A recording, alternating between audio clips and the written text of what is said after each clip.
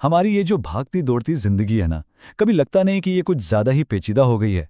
हम में से ज़्यादातर लोग एक सादा, ज़्यादा पुरसुकून जिंदगी की तलाश में हैं। लेकिन सवाल ये है कि उस जिंदगी तक पहुंचने का रास्ता क्या है। तो चलें, ज़रा इसी सवाल को खोजते हैं। जिंदगी को आसान बनाने का असल तरीका क्या है? क्या सच में इसका कोई फॉर्मूला है, या ये मामला इससे कहीं ज़्यादा गहरा है? एक बहुत दिलचस्प नज़रिया ये कहता है कि इस मंजिल तक पहुंचने के असल में दो रास्ते हैं। ये रास्ते बज़ाहिर तो अलग लगते हैं, लेकिन असल में एक दूसरे से जुड़े हुए हैं, और जब ये मिल जाते हैं तो एक मुतवाज़िन ज़िंदगी की बुनियाद रखते हैं।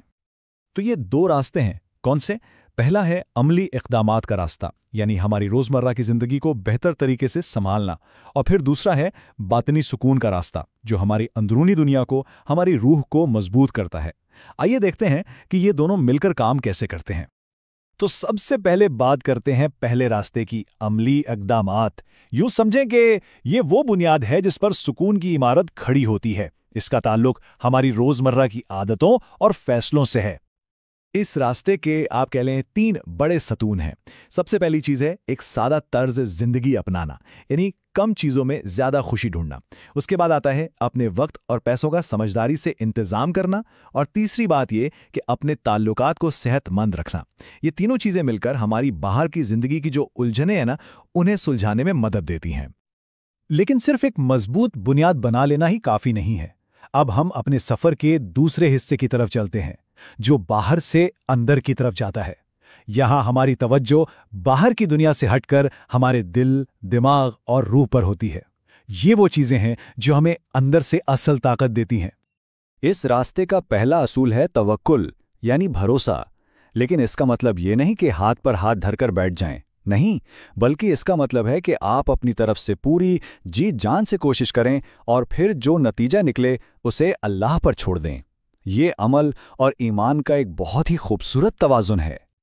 और कुरान पाक की ये आयत बिल्कुल इसी गहरे सुकून की तरफ इशारा करती है कि जब कोई अपनी जिम्मेदारी पूरी करने के बाद भरोसा करता है तो उसे ये इत्मीनान मिलता है कि वो अकेला नहीं है, कोई है जो उसके लिए काफ़ी है।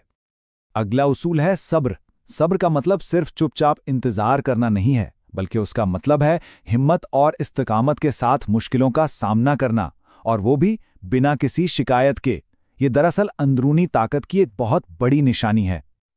ये आयत हमें बताती है कि सब्र असल में एक बहुत फ़आल, एक एक्टिव अमल है। ये हमें याद दिलाती है कि जब भी जिंदगी मुश्किल लगे तो मदद मांगने के 2 सबसे ताकतवर जरिए हैं, सब्र और दुआ, और ये कि अल्लाह साबित कदम रहने वालों के साथ है। तीसरा उसूल है शुक्र। ये सिर्फ शुक्रिया कह देना नहीं है। शुक्र का मतलब है कि आप अपनी जिंदगी की हर छोटी बड़ी नेमत को पहचानें, उसे महसूस करें और फिर दिल से उसके लिए शुक्रगुजार हों। ये एक ऐसी मशक है जो सोच को मुस्बत बनाती है। यहाँ तो एक बहुत ही ज़बरदस्त उसूल बताया गया है कि शुक्रगुजारी से नेमतें और बढ़ती हैं। ये एक पॉजिटिव साइकिल की तरह है। जितना हम शुक्र करते हैं उतना ही हमारी ज़िंदगी में शुक्र करने की वजूहात बढ़ती जाती हैं। और चौथा उसूल है जिक्र, यानी अल्लाह को याद करना। मतलब नमाज के ज़रिए, दुआ के ज़रिए, या बस खामोशी से गौर व फिक्र करके हर वक्त अपने बनाने वाले से एक कनेक्शन, एक ताल्लुक बनाए रखना, ताकि अंदर से सुकून मिले। और आखिर में यह आयत हमें अंदरूनी सुकून का सबसे बड़ा राज बताती है कि दिलों का जो हकीकी इत्मीनान है ना, वो सिर्फ और सिर्फ अपने खालिक की याद में ही पोशीदा है। ये तमाम उसूलों का निचोड़ है। तो हमने 2 अलग अलग रास्ते देखे, एक जो हमारी बाहरी दुनिया से ताल्लुक रखता है और दूसरा जो हमारी अंदरूनी दुनिया से। लेकिन सवाल यह है कि क्या ये वाकई अलग हैं?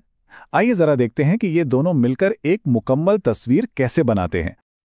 अब ज़रा इन दोनों रास्तों को एक साथ मिलाकर देखें, जब आप अमली तौर पर अपने मामला ठीक रखते हैं तो सब्र करना भी आसान हो जाता है, और जब आपके अंदर शुक्रगुजारी होती है तो आपको एक सादा जिंदगी में भी खुशी मिलती है।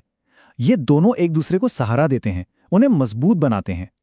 और आखिर में हम इस सवाल पर आकर रुकते हैं कि क्या ये 2 अलग अलग मंजिलें हैं, या फिर ये एक ही परिंदे के 2 पर हैं जिनके बगैर ऊंची परवाज मुमकिन ही नहीं। इस पर सोचना ही शायद एक सादा और बामकसद जिंदगी की तरफ पहला कदम है।